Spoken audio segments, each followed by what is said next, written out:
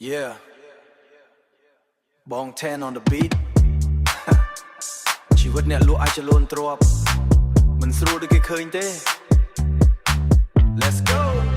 นึกឡើងខคลายមុនគេនៅក្នុងทีมរត់មើលផ្ទះដីលោត condo every dream ថ្ងៃខ្លះនាំមើល10កន្លែងនៅតែថាចាំសិនសិនណាជីវិត real តែមិនមែនគ្រាន់តែស្លៀកស្អាតខាងក្រៅភាពជោគជ័យគឺការតស៊ូមិនដែលខាតភ្លៀងក៏ទៅក្តៅក៏ទៅដើម្បីបិទ deal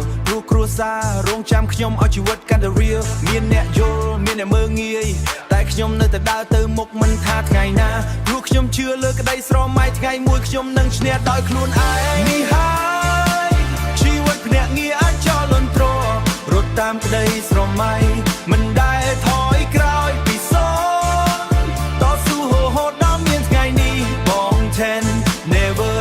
give up on dream មិនថាពិបាកប៉ុណ្ណាខ្ញុំនៅតែស្មារតីទៅមុខ deal មិនអាចផ្លាស់ប្ដូរជីវិតនោះហើយជាហេតុផលដែលខ្ញុំ fight ខ្លាយ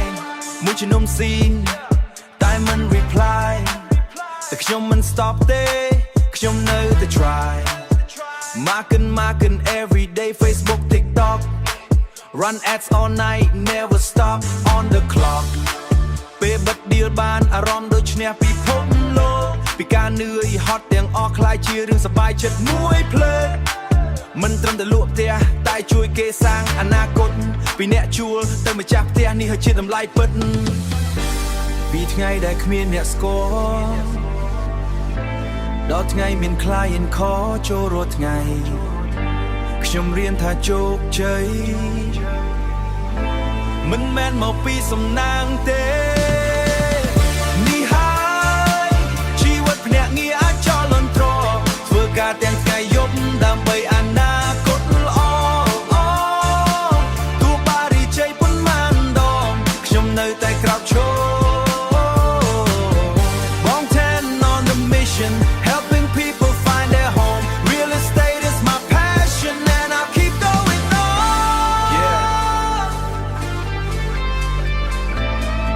Respect to every real estate agent